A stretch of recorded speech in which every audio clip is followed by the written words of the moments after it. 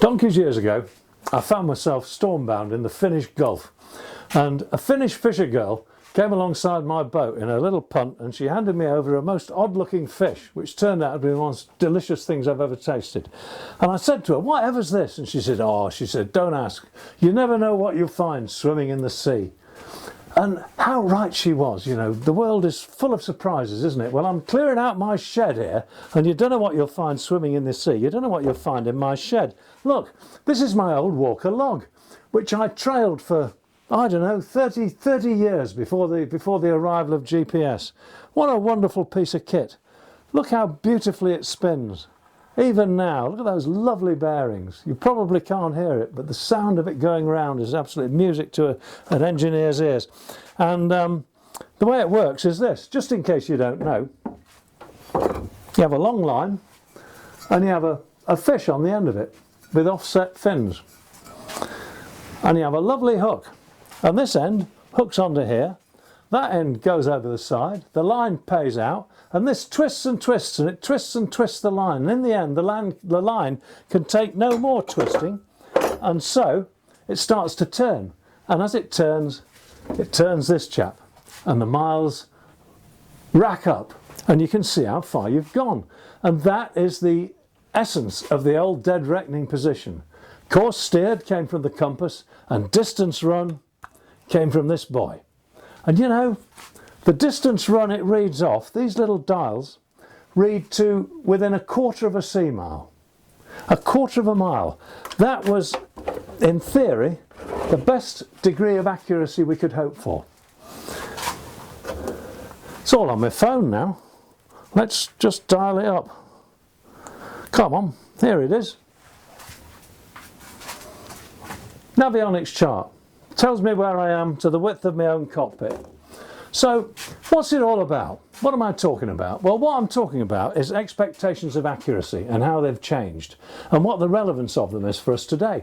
You see, we always assume now, in fact there's a whole generation born in the belief that it's their God-given right to know exactly where they are, to within the width of this workshop. You just don't need to know that most of the time. It's completely irrelevant to most of our lives, because we managed for years and years, in fact for generations, being grateful if we knew where we were to a quarter of a mile. I remember coming across the English Channel one time. It started off blowing hard when I left France, and I was running towards Poole in the middle of the English Channel, blasting along, going at a fine old speed, with everything goose-winged out. It blew harder and harder and harder, and by the time I was fetching the shore of England, it was blowing a whole gale. And it came on thick because we had a warm front coming in. You couldn't really see very much at all. I think visibility wasn't dense fog, but visibility was down to well under a mile, and I'm running in onto a lee shore. Pretty alarming, you know, not a situation you want to be in. But I wasn't sure of my east-west position because of the tide whizzing me up and down. I had a fair way of finding that out because I had an almanac, a Reed's almanac, which in the right pages will tell you which way the tide's pushing you at what time in relation to the nearest standard port. But when you're tearing along and you're hanging on the tiller with white knuckles, it's not always easy to calculate all that. So I had to basically make a guess. But my log told me how far I'd gone, and I was watching the echo sounder, and with those instruments I could tell when I was getting into dire straits, and just as I really was going to have to stop and heave to be safe, I saw the land. It came up, and it came up, it was a 60-mile passage, and it came up when my log was reading 59 and a quarter miles. So it was spot on, the old log. I knew what it was going to tell me, and if it had gone any further I was going to have to stop somehow because I couldn't risk it. The log saw me right, and all I needed to know was where I was to within a quarter of a mile. As soon as I saw the land, I recognised what it was. It was that bit of cliff. If you know the south coast, it was those wonderful cliffs between Anvil Point and St Albans Head. So I hauled my wind a bit, came up to starboard, went round the anvil, and I was in Poole and having a pint by supper time. So it wasn't too bad. But you see, this whole business of expectations of accuracy has changed so much in what we're expecting. And now that we've got GPS, we assume that we're absolutely safe and that we know where we are all the time.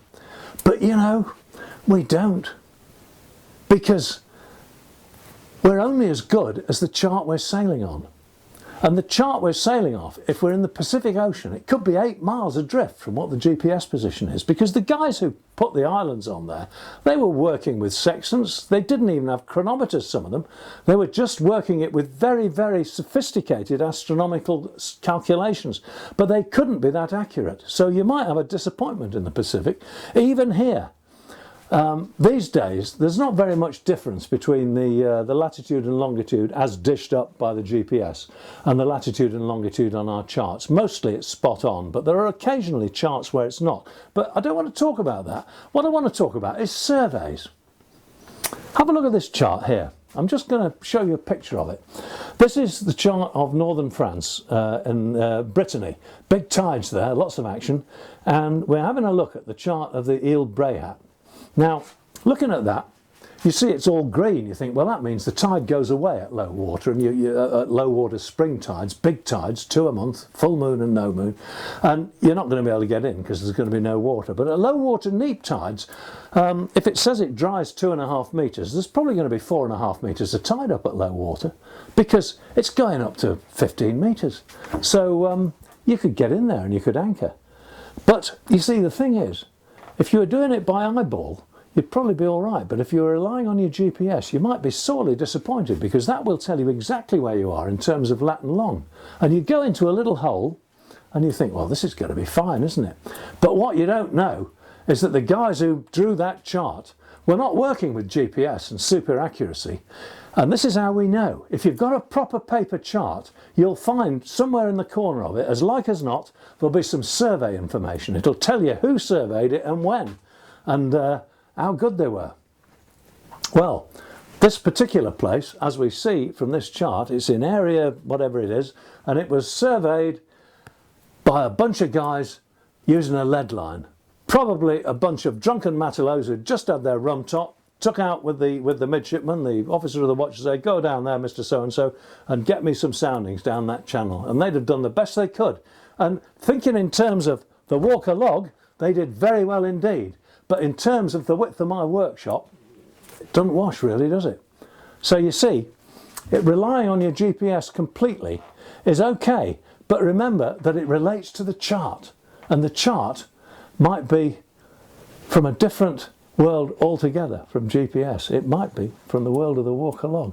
So the reason why I entitled this, you think you know where you are? Well, maybe you do in terms of lat long, maybe you don't in terms of the real world. What you have to ask yourself is, in this context, does it really matter?